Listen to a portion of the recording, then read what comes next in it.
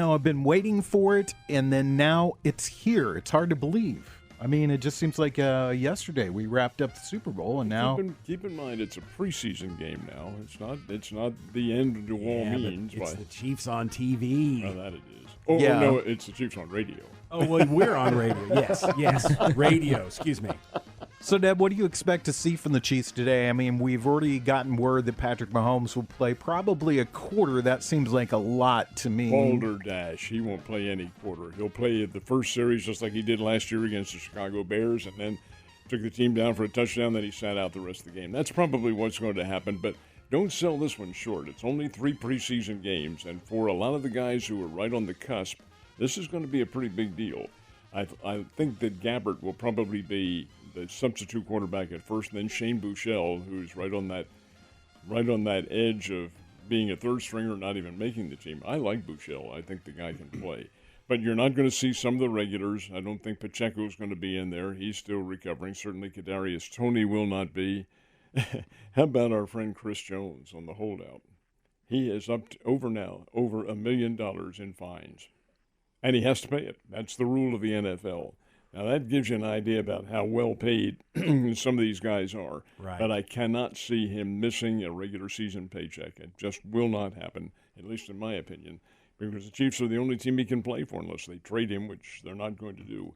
So we have a lot of circumstances and a lot of young talent that's going to be on the field. Hey, who knows? New Orleans could have a big day, play their regulars, and run Kansas City out of the ballpark. It's the Mercedes-Benz Superdome where they're playing. I don't think that'll happen, but over and above all that, this is not – you can't make any judgments from today other than individual talent. I think the interesting thing about this matchup today is there'll be a familiar face with the new team. And Derek Carr, yeah, playing today for the Saints. So it'll be interesting to see how long the Saints go with him, how long they go with their starters, see how this all breaks down today. Alec, is there anything that you're going to take away from today's game?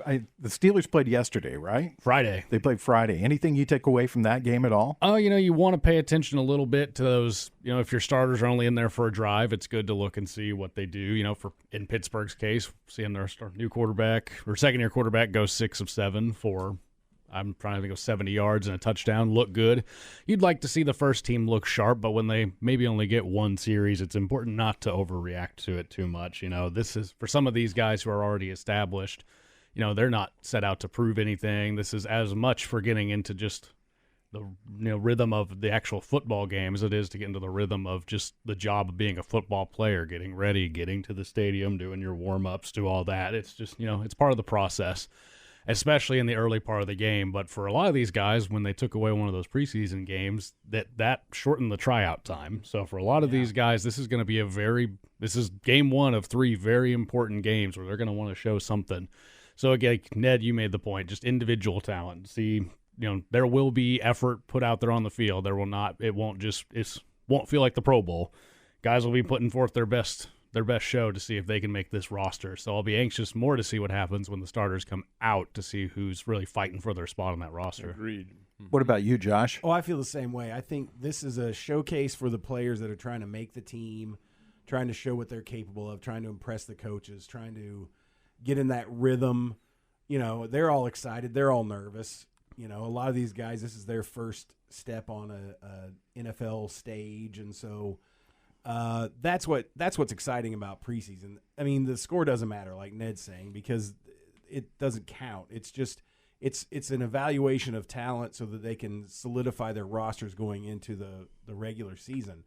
So I don't care if Mahomes plays at all. I mean, they'll put him out there so he can get some reps and everything, but I don't want any of the starters to get hurt. I want to see these guys that are fighting to get a spot. That's what I want to see. Tell you who will have a big game today. I'm not predicting his talent put out today, but on whom a lot of pressure rests is Clyde Edwards-Helaire. Oh, yeah. I think he will be probably the starting running back because Pacheco's not going to play. And he doesn't have a place really marked on that team. He's possibly being jettisoned from that starting group. He has to have a big one. It's true. I think it'd be interesting today to check out a couple of things that have changed quietly. The Chiefs' offensive line has changed. It's been reworked again for the 3rd season in a row, We see some new faces in the offensive line. We'll see how that goes. But, Joe Tooney and Creed Humphrey are there. And, of course, Travis Kelce's part of that offensive line, so he'll be there. And then the much-talked-about receiving core that we've gone over the last couple of weeks. Is there anybody out of that group that you're got your eye on, Ned? Yeah, Justin Ross. He's had a lot of publicity about his work in preseason camp. He's a guy who a great star at Clemson. Good gracious. And I think maybe the Atlantic Coast Conference leading receiver in his senior year, but he's had very serious injuries since then, including one in which he had a neck fusion. I don't think I'd play football after a neck fusion, but he's trying to come back and has played well, or at least practiced well in the preseason. The difference between playing well or practicing well and game-type conditions, because he'll get hit. I think there's a lot that goes with what he does to do. Even though the receiving corps is already set, he would be a big addition to it. What's your thoughts, Alec? I'm with you on Ross. I'm also excited to see what the defensive front looks like. Sans Chris Jones early on, maybe see what Felix looks like rushing off the edge. I imagine he might play a little longer than your average starter. Just, this is his first NFL experience. So get him in there with Karlaftis, see if Karlaftis shows any big improvements from last year. So the D-line is something I'm excited to see, especially against a New Orleans front that I think will play their starters a little longer, with this being Derek Carr's debut with the Saints. I wouldn't be shocked if they have a little more kinks to work out than the average team, new quarterback at the new system. So I wouldn't be shocked if you see the Saints starters go that full quarter while the Chiefs start pulling theirs after a series. And the Saints may have a pretty good. L'Jarius Sneed's not going to be in there. He has a recurring swelling of the knee, and that's never really a positive thing. But it could be that the Saints are able to take full advantage of a backfield that's good, but maybe a work in progress as well.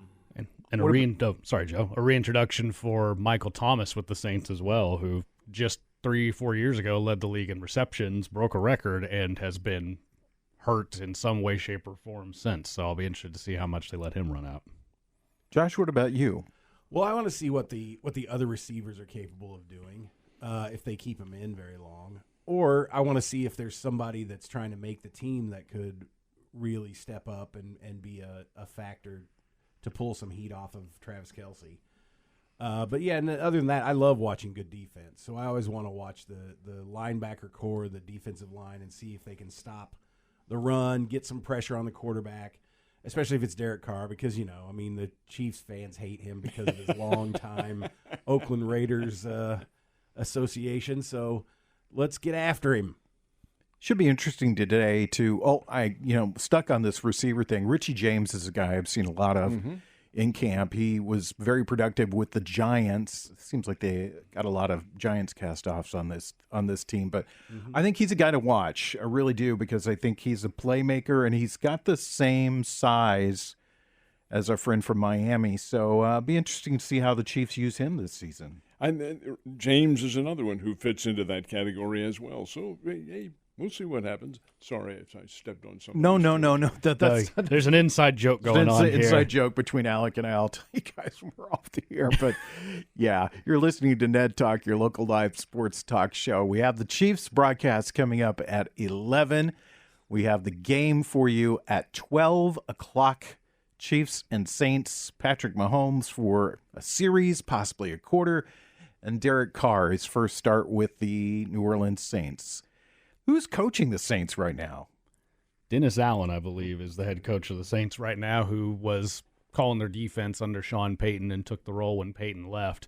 And he's been there for a few years and on. They have some good talent in New Orleans. They've just, ever since Drew Brees retired, they haven't been able to figure out that quarterback position. So Jameis Winston was, they tried with him. They've got Taysom Hill, who's the quarterback tight end hybrid, and they're hard out most weeks, but they tend to lose most weeks. So they're a team that's, you circle on the schedule. You don't want to overlook them, especially if you're going to New Orleans. So they'll play hard throughout the year, and Derek Carr is an improvement. There's always going to be an argument to make of how good is Derek Carr truly, but they're a well-run team, and I look forward to seeing what kind of step they might take with a guy like Carr at the helm. Josh should have a very thoughtful look on his face when you said Derek Carr. We'll see how truly good he is. What's going through your mind? Well, I think Derek Carr is a mediocre quarterback at best. Because, I mean, come on. I mean, the Raiders had enough talent for them to succeed with him, and they still didn't. So that's my opinion on that. I don't think the Saints have been good since Bountygate. Yeah. And I don't think they will be for a while. I think they're back to being the Aints. But you never know. I mean, I agree with you. They play well. They play, I mean, you know, like Ned always says, they're all professionals. But I don't see them being much of a mover and shaker in the NFL this season. You know, Andy Reid's often referred to as a mad scientist that sits with a whiteboard in front of him all day long, just drawing up plays to do all season long. And we're going to see a little bit of how much the offense is Andy Reid and how much of it is the offensive coordinator for the first time this season. And what's your thoughts about that, Ned? Well, they do not have Eric Bieniemy there. That is true, and Mr. Bieniemy has been victim of some controversy in Washington as to whether or not he is too tough on the players. Some of the players went to the head coach, Ron Rivera, and alleged that Coach Bieniemy is a little bit too intense with what he's doing. Well, come on. He's coming from a Super Bowl championship team, a two-time Super Bowl championship team in which he's had great success. And you're going to complain about that? Maybe the that's Commanders. Part of football. Come on. Yeah, maybe the Commanders need a little intensity. Yeah, in where their have lives. they been? Exactly. Did we mollycoddle them? Well, who knows? All that Bieniemy has to do is show him his rings and say, "This is why I'm intense. Do you want to be like me?" Yeah, well, I can't imagine that being a professional football player and having to go to the head coach because the offensive coordinator is too tough. I can't imagine Ron Rivera reacting well to that because Ron Rivera was a tough player for the Bears when he played. So I'm sure he's like, get over it. Well, it'd be one thing if this was week 10 and the Commanders were 2-8 and their offense was struggling. Then, yeah, something's probably wrong there. Right. But you know, they hadn't even played one preseason game, and there was Tyreek Hill took to social media to defend Bieniemy and said, he asked a lot of you, but he's going to get a lot out of you too. And yeah, I'm with you. It just seems that's a bad look for professional athletes. But by the same token, LaShawn McCoy went before the media on some show and said, it's all true. That guy doesn't know what he's doing. McCoy never did like him, even when he was with the Chiefs. And said, I don't know what he's talking about. He's very much overhyped. Well, you look at the track record, and he's not overhyped. If he was responsible for coaching that offense, then he has a lot of very good plus marks for him. Well, the Chiefs were in a really good spot because Matt Nagy, who helped develop some of that offense, came back to the team after leaving Chicago last season. He just slid right into the offensive coordinator position. So I personally don't think you'll see much difference between the Chiefs from last year to this year, except you're going to see some new wrinkles because obviously that's something that Andy Reid likes to do. It's something that the players like to do. That's something we found out last year. That the players go off on their own, they work on their own plays, and then they come back and present it to Nagy this season and Andy Reid, and then see if it fits in the game plan. It'd be interesting to see the new wrinkles. I doubt you'll see too much today, but I'm anxious for week one. I'm anxious to see because towards the end of the season, the Chiefs are really pulling out some interesting things. Oh, yeah. A team that's always developing and looking to do some different things. Anything else today on your radar, Ned? Anything else that you'd like to talk about? Well, I think there's one thing that we should talk about, and you brought it up before the show, is that a friend of ours will be back with the Chiefs broadcast today. I sure will. Art Haynes will be on the pregame show, the halftime show, and the postgame show, doing it from here in town, as a matter of fact, which, of course, we don't need to go into details, but it's necessary. Nonetheless, his vocal talents, which are immense, are back, and that'll be very good to hear. Art Haynes, Art, if you're out there listening, we've been pulling for you all the way, and we're excited to hear you back this year with us because it's not the same without Art around. No, that's true. No. And it's awesome that he's recovered so quickly to be able to do this. It's amazing. Have you watched any football? Have I? Yeah. Not American football. I have watched Canadian football. I thought you were going to say the Women's World Cup. No, Come on. that's the international football. No, the Canadian Football League is on. They show that once. I think it's a Thursday night, if I'm not mistaken, that they show the football night in Canada or whatever they call the thing. And I've been especially watching the Ottawa Red and Black, or the Ottawa Red, I think they call them, because there's a kid from down here playing for them, and he's a star receiver, Darren Acklin. He is from Mountain View, Liberty. Nice. Thank you. And way down in Birch Tree, Missouri, or wherever the hell it is. And and he's playing up in Canada and receiving all this publicity. And he's a very good young, well, he's not young anymore. He's 28, 29, somewhere around there. Disdained coming to college down here and went to Western, Illinois, and played down here with the opposing team. But his dad was the coach up at Mountain View Liberty, and here he is playing Canadian football. So, yeah, from that aspect, I've been watching it. Do I even have to ask if you've spent Friday night watching the Steelers? You do, because they weren't on any TV unless you have an NFL Plus subscription. So I did not get to watch it. I was following along on my phone as best I could, because with preseason football, you don't get the full docket, and also even me, who's a pretty diehard fan, after a series goes, oh yeah, the score doesn't matter in this, and then I start to lose interest. So, who's their quarterback for Pittsburgh? Yeah, Kenny Pickett, going into his second year. Pittsburgh kid. Yeah, he looked and pretty impressive. The first drive went really well, and there's a lot of talent in the skill players. They drafted they signed a guard from Philadelphia. They drafted a new offensive tackle. They're really trying, but the years past, the offensive, my gripe has always been with the offensive coordinator. They seem content to score 22 to 24 points a game, and that's just not going to cut it in today's NFL. Defenses can't consistently hold the likes of Kansas City or Philadelphia under 28 to 30 points. Right. I think that should be their slogan for the year. Pittsburgh Steelers. We're really trying. We're really trying. We're really giving it our best effort out here. They're having a lot of fun out there. You can just see. We're having a lot of fun out there. Josh, there's a lot of sports right now. I mean, there's I know you're a big fan of soccer or football. And have you watched any American football? Have you tuned in at all? A little bit. I watched a little bit of shocked. I watched a little bit of the Vikings game the other night, just like first half of the first quarter. And I thought, the Vikings look good, and then they ended up losing like 24-10 or something like that. But their starters looked pretty good. I saw that Aaron Rodgers was he wasn't even dressed out for the first preseason game for the Jets. He was naked? He was naked on the field, basically just coaching the quarterbacks. But they were talking about how much of an influence he's already had on their locker room and everything. And so they didn't say positive or negative, but you can extrapolate how you want. So, yeah, I've watched a little bit. It's hard when you watch these games because, first of all, the telecasts are usually done locally, and while they're not bad, they're not great either.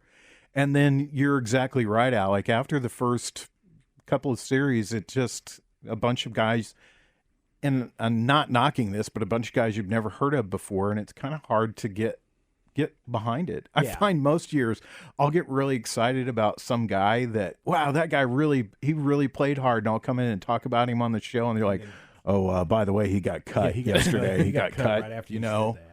So, I mean, it's hard to get behind these guys because even the ones that are out there giving 1,000% on a team like the Chiefs, the first and second strings pretty much set. It's just the guys around the edges that are looking to make the team, and there's so few spots.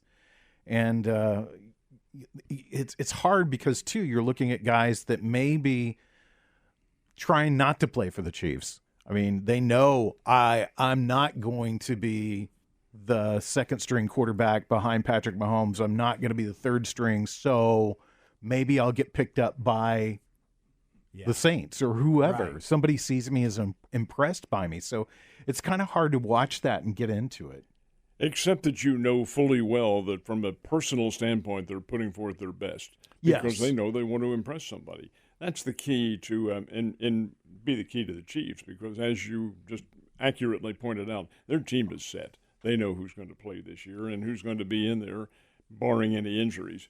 It's the fringe players who are probably going to be taking the action for the most part, and they're the ones who really you have to focus on and see what happens. Some of them may be contributing members. Again, we mentioned Justin Ross a while ago. That's a talented receiving core that Kansas City has, but every aspect of it helps. Oh, yeah. When we come back, we'll talk a little bit about baseball because it is baseball season. It's Ned Talk brought to you by The Dive on Patton.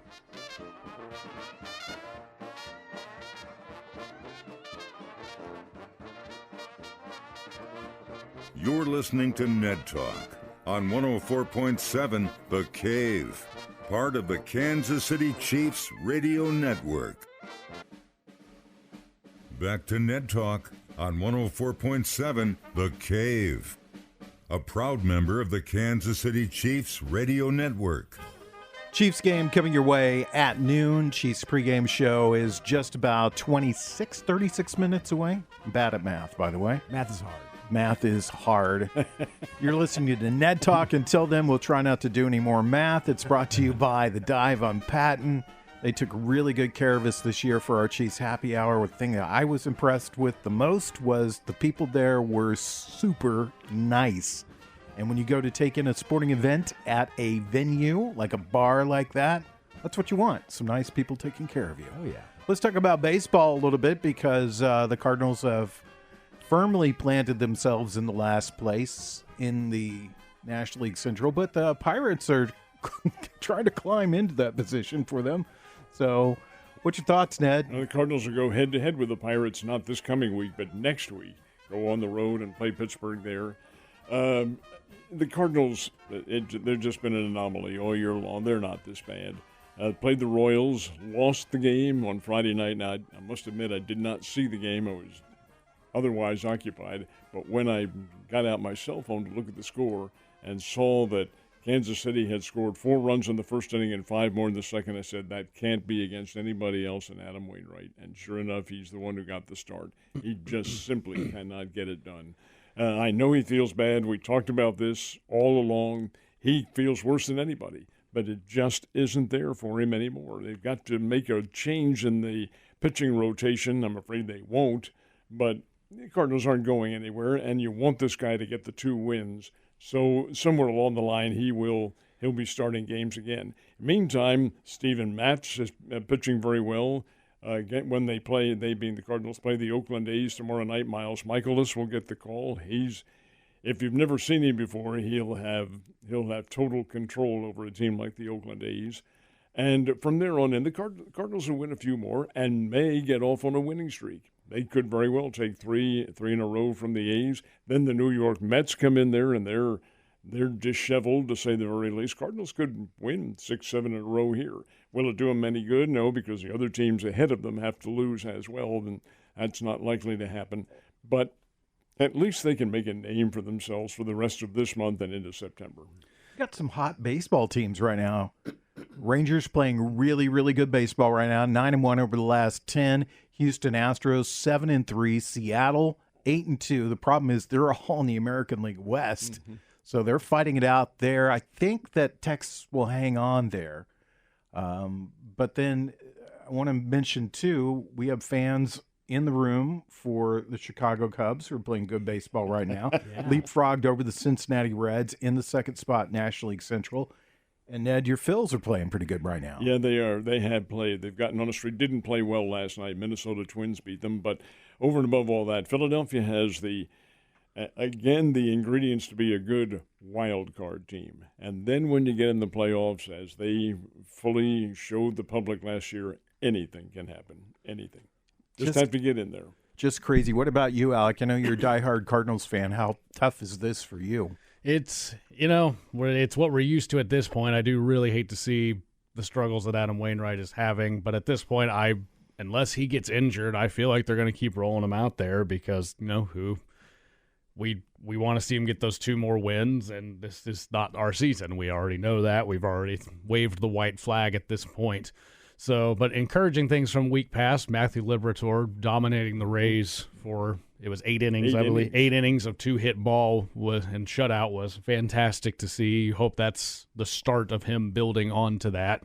I know it's not going to be that great every time, but we really need him to be good going forward. That's an integral piece of next year.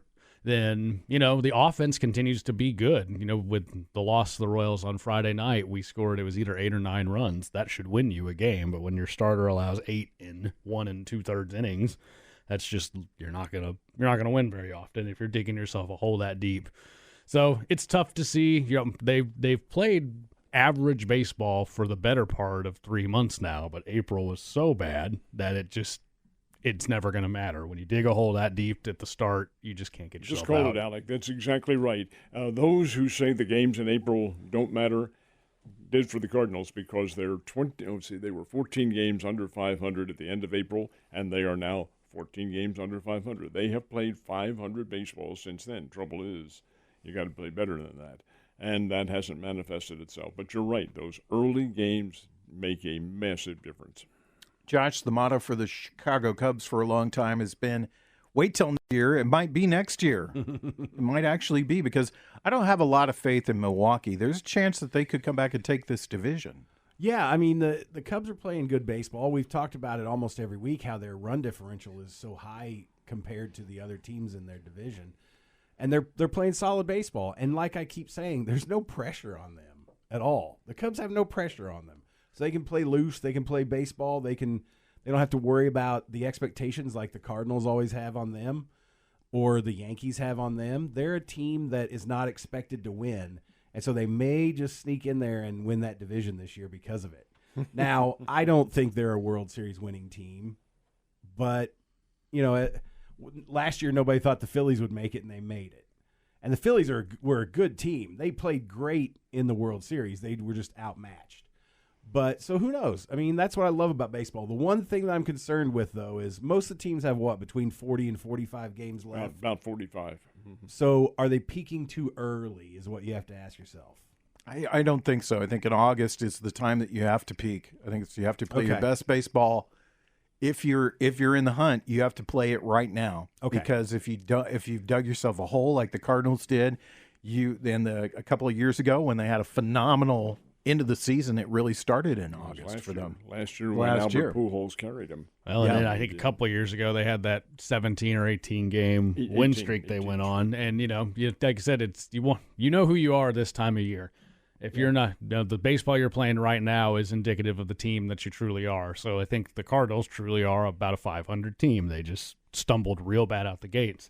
The Cubs are a slightly above 500 team at this, and that's what they're playing right now. And, you just never know in baseball. 2 pitchers go on a hot streak and you get 3 bats that light up, and all of a sudden it goes from this is a middling team to this team's out hitting everybody. And any of these playoff teams can do that over the course of 5 weeks. And that's right. And see Philadelphia last year until they ran into the inevitable Astros. It's been really kind of interesting having watched the standings over the last few weeks very closely, how the top 2 teams in most divisions stay the same. And then it's those 3, 4, 5 teams that seem to be jockeying back and forth all the time in the divisions. But really, honestly, Ned, at this point of the year, you've got to say the class of baseball right now is the Atlanta Braves and the Baltimore Orioles. No question about it. Oh, yeah. And the Cardinals have to play both those teams coming up. The fact is that Atlanta, in my opinion, is the best team. They have all the component parts of just a championship level team. They hit the ball well. They have great pitching. Defense is outstanding. They just have it all. It doesn't mean they're going to win every game, but it does mean they're going to win games like they did yesterday, 21-3 over the New York Mets, and they're playing another doubleheader today. But the fact is that Atlanta is really good, and so is Baltimore. And here's a team that lost 100 games like 2 or 3 years ago, and they've made the turnaround. The young talent has come to the fore. It has, I guess, blended itself into the scheme of things that Baltimore wants, and done it at the right time. They're good. They're a very good team. But there are others, too, that once they get in the playoffs, you throw the records out the window, you throw the talent levels out the window, because these are pro athletes and anything can happen. Rangers are good, of course. Los Angeles Dodgers, always good right there. It's interesting to see how the whole wild card thing shakes out. And is there a team that you're looking at that's maybe not a division leader that could make some noise in the playoffs and win as a wild card like we had last year. Well, you mentioned the Cubs and the Reds. Cincinnati has a lot of talent now. They've been overhauled by the Chicago Cubs, but Minnesota Twins in the American League, they've kind of flown under the radar. They're not a bad ball club. I don't think they're great. They're good. But they can play.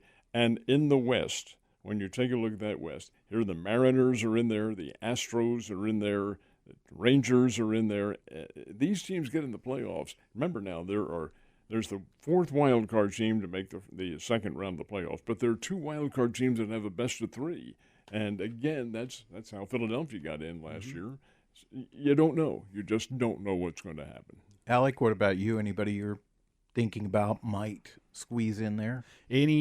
Whoever comes in second in that AL East, because someone's got to win that division of just a gauntlet of a division. Whoever comes out in second place is a very good team, whether that's the Rays who are there now, whether it's, the Blue Jays climb up there, the Yankees, or even, Boston's not a bad team either. I don't know if I believe they're a little further down at this point, but someone's going to come in second place in that division and will be one of the wild card teams, and they'll be very capable of making a run. Yeah, Tampa Bay, you could see Tampa Bay easily going to the World Series this year and being another good World Series. They started out the season on fire. And when we had early conversations, we just talked about, Tampa Bay, it looks like they'll run away with it. They're in second place now. They're 2 behind Baltimore. Well, as Alec pointed out a few minutes ago, Matt Liberatore, an old Tampa Bay Ray, number 1 draft choice, totally shut them down the other night. They looked anemic against him. That's partially because Liberatore pitched very well, and partially because the Rays are in a bit of a slump right now, but they'll snap out of it. They're too good not to. Yeah, it's a marathon, but we're at the sprint portion of the marathon right now. When we come back, we'll figure something out to talk about. It's Ned Talk, brought to you by The Dive on Patton.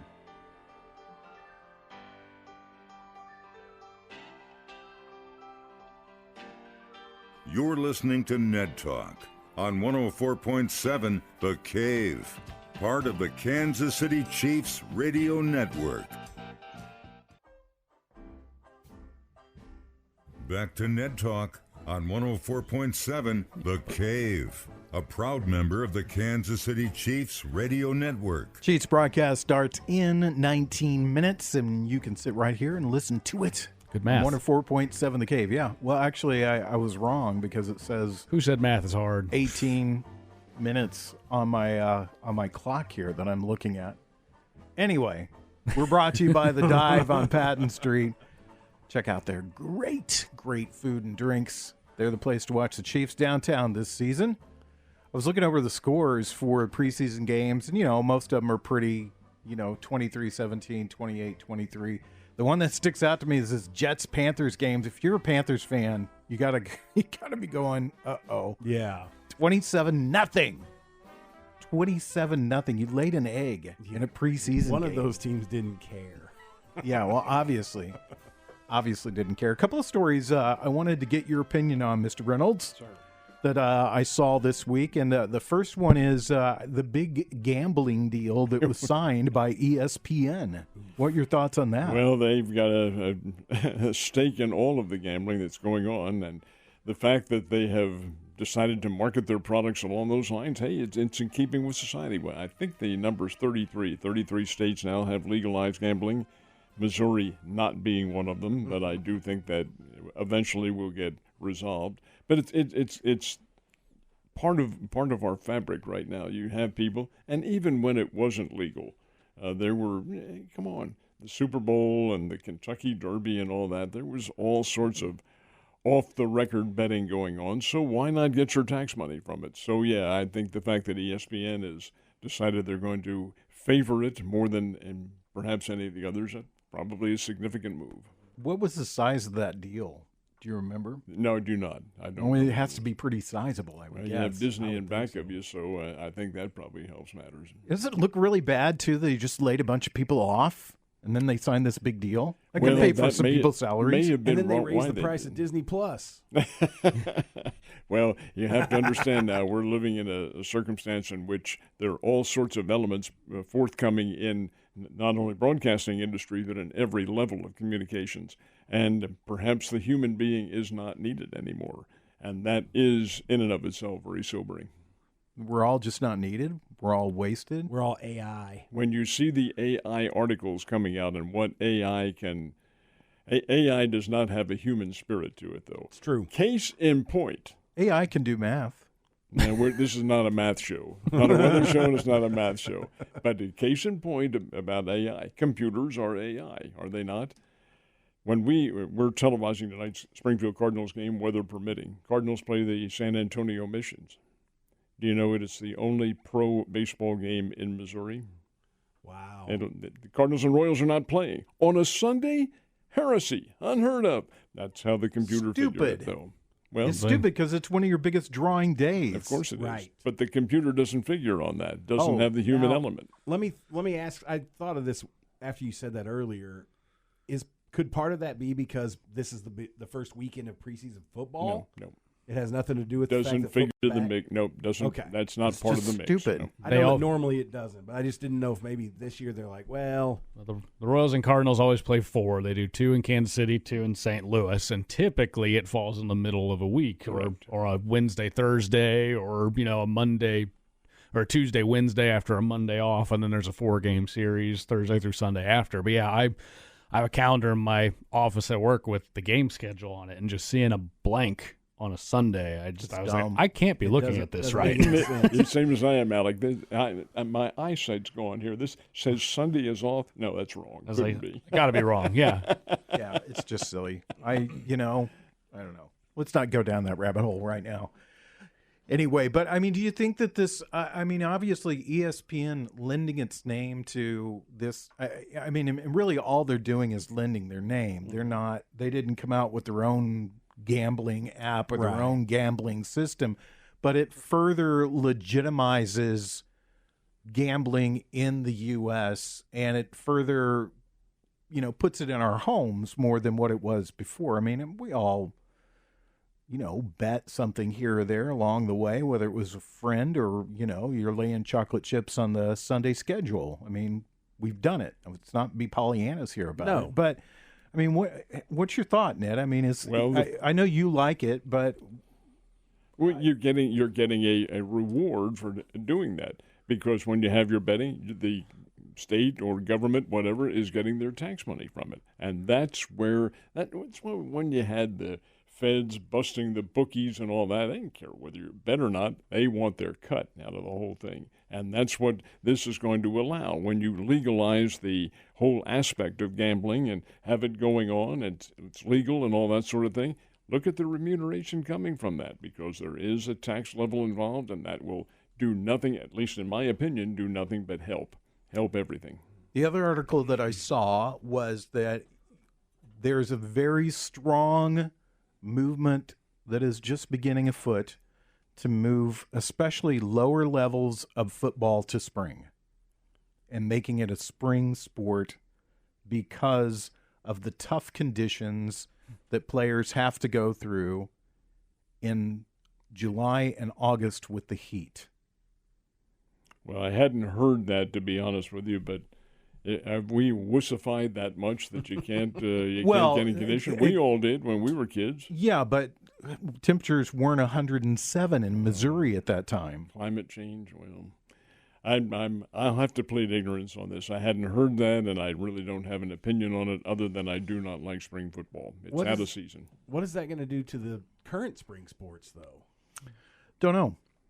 And are you talking about like on the collegiate level, or are you talking about on the They're high school they're level? talking about, I think, high school, junior high, and all the peewee leagues kind of moving towards being a spring sport, because it's just right now. We'll see how August plays out. Yeah. But the last couple of years, August has been pretty mild here, but September has been a bear. Right.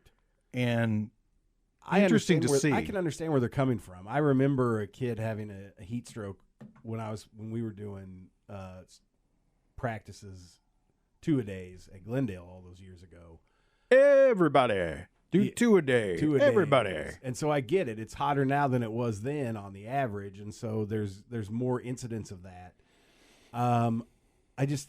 You're upsetting an apple cart that could change all of the way that high school and junior high sports work, because you've got a lot of these kids that are 2 or 3 sport athletes because they can play in each season. And so if they're not able to play baseball in the spring or basketball in the spring, whatever sport because they're playing football, I don't know. It seems like it's going to cause some controversy there. I mean, I understand it's all about the safety of the players, and I'm all for that, but I don't know. That's a weird situation.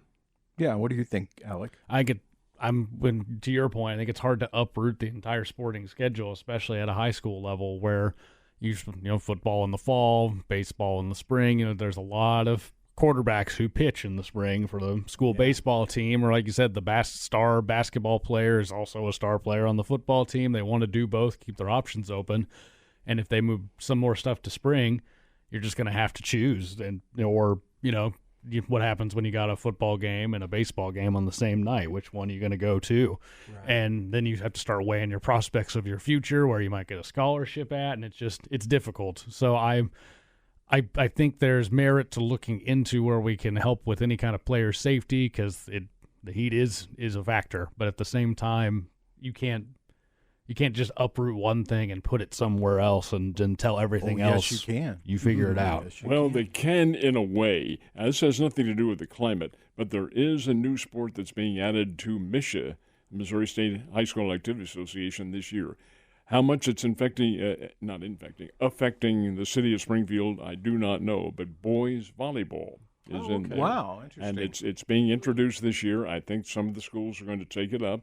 And how much of an impact that has remains to be seen.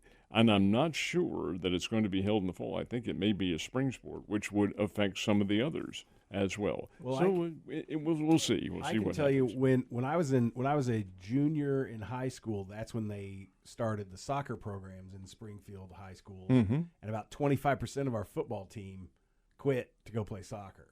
So it will affect it in some way. There will be players who are like, oh, that's the sport I've always wanted to play, so I'm going to go play that instead. Wissification. Did you really say that? He did say Did you say that? Say what? What? It's we come back. Recorded, We'll give you your picks on today's game. It's Ned Talk.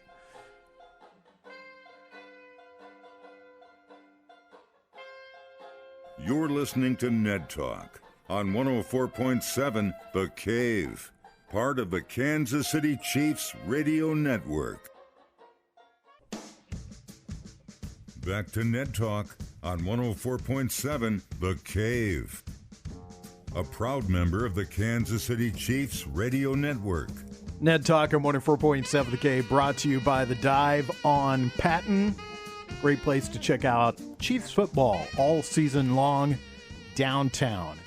Joe Westen, Ned Reynolds, Alex Scott, Josh Roberts, taking you up to the top of the hour when the Chiefs broadcast starts, and it is time once again for us to do our meaningless picks of the week. All right, Ned, what's your rock solid pick of the week? There is none. Not for an exhibition game. Right. You can't make it. That's a wussification of Ned Reynolds right there. Not picking these games. But that's nothing new. Ned Reynolds was wussed out a long time ago. Anyway, in this one, there's just nothing to base your prediction on because it is an exhibition game. None of the teams, certainly not the Chiefs, will be showing any of their top-notch talent after the first period. I would say, just because I think the Chiefs probably have the better personnel, I think Kansas City win it maybe 24-17. Alec, what do you think? I tend to, when picking preseason games, I say who's worse, and then I pick them to win because that's just the way the preseason goes. So I'm going with the Saints, probably 23-20. And then your random preseason worthless fact of the day, Baltimore won their 24th straight preseason game yesterday. Congratulations, So Baltimore. 24 preseason games in a row. Yeah, congratulations to Baltimore. What about you, Josh? What's your score? What are you picking today? I'm picking Spain over Sweden and England over Australia in the come Women's on. World Cup. That's just wussification of Ned Talk. Right. And then I'll pick the Chiefs to win 17-0. 17-0. Wow. You don't think that the Aints will put any points on the board? Nope. They got a future Hall of Famer, Michael Thomas, playing. Got a future Hall of Famer in Derek Carr because Come on. everybody goes to the Hall of Fame in the NFL. If everybody goes to the Hall of Fame, you're right. You guys wouldn't remember this, but the year the Atlanta Falcons were born, which was 1966, fledgling team made up of hangers-on and so forth and so on. Norm Van Brocklin, their coach, he got them together and said, guys, we're going out and win every one of our preseason games. That's what they did. Went out, put the regulars in there, played them all the way through. The fans got terribly excited, and then they went something like over 12, over 13, whatever the number of games they played back then. So there's nothing that you can pick in these games because the personnel are shifted so rapidly and with the scheme in mind that you can't pick a championship. You can't pick a score. I picked the Chiefs to win 16-1. I know that's not possible, but that's what I'm picking. Thanks to Brian Tyndall. Corbin Campbell, Mike the intern, and Nick Fury will be back next Saturday. That's when we'll be on the air, 5 o'clock for Ned Talk. Enjoy the game. It's Ned Talk brought to you by The Dive. I'm Patton.